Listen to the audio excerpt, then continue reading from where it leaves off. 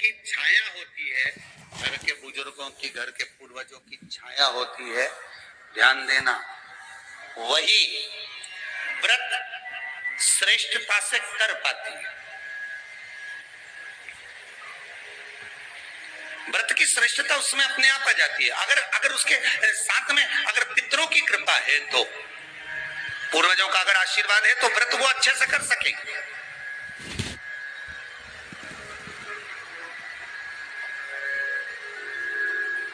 और सहज भाषा में समझ लीजिए, बहुत अच्छे से समझना इस बात को, कि मान लो, एक सरल भाषा में आप और अच्छे से समझिए उसको, बहुत अच्छे से, कि जिस व्रत के दिन आपका उपवास है, सोमवार का, मंगलवार का, बुधवार का, गुरुवार का, तीज का, चतुर्थी का, पंचमी का, छठ का, किसी का भी अगर आपका व्रत है, और उस व्रत वाले दिन यदि आपको क्रोध आ रहा है, व्रत वाले दिन अगर आपकी प्रवृत्ति चिड़चिड़ी हो रही है, क्रोध आ रहा है, अपशब्द निकल रहे हैं, रोना आ रहा है, क्रोध आ रहा है, बहुत सारी परेशानी उसी दिन तुम्हारे सामने आ रही है, समझ लेना कि तुम्हारे घर के पितृ भूखे जरूर है, अन्न भाग मांग रहे हैं। एक बात पहले भी कही थी, शायद आपको ध्यान में होगा, रात्रि को सोने के बाद, विश्राम के बाद, एक बार कहा था, आप लोगों को याद होगा, कि सोने के बाद में 2 घंटे के अंदर अगर आपकी नींद खुलती है, और खुलने के बाद यदि आपको भूख लग रही है, प्यास लग रही है, तो समझ लेना कि आपके पितर, आपके पूर्वज भूखे हैं, अन्न का भाग मांग रहे हैं, पानी पीने को मांग रहे हैं। उससे नहीं समझ सकते तो व्रत से समझो।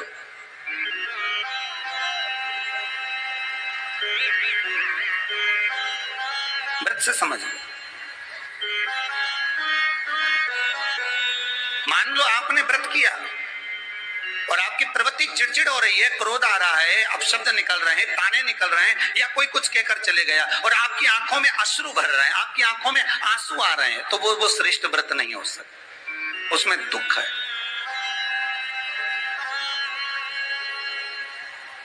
पुष्प ताजा है तो आप भगवान को दोगे, सही है कि गलत है?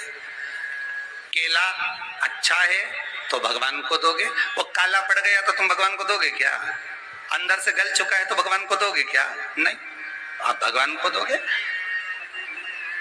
कोई फल ताजा है तो आप भगवान को दे दोगे, कोई पुष्प ताजा है, अच्छा है, तो आप भगवान को दोगे। अगर पुष्प मुरझा गया तो भगवान को दोगे क्या? पुष्प बेकार हो गया तो भगवान को दोगे क्या? नहीं। उसी तरह व्रत होता है, उसी तरह हमारा व्रत है।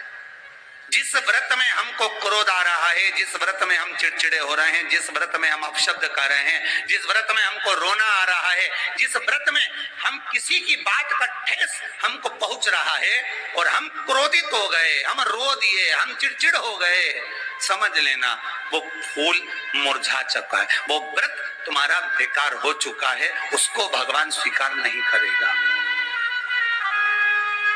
और जिस व्रत में आपके चेहरे पर प्रसन्नता, हम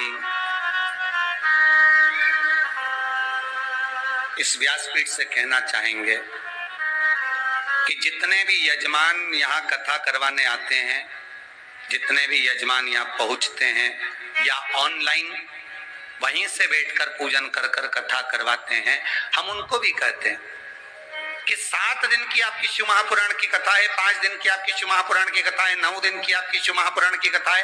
शंकर की कथा, चाहे भागवत कथा हो, चाहे रामायण कथा हो, रामचरितमानस हो, चाहे गीता हो, जिस पुराण को आप बचवा रहे हो, जिस पुराण को आप करवा रहे हो, जो करवाने वाला होता है उसके चेहरे पर स्माइल होना चाहिए, प्रसन्नता होना चाहिए। क्यों?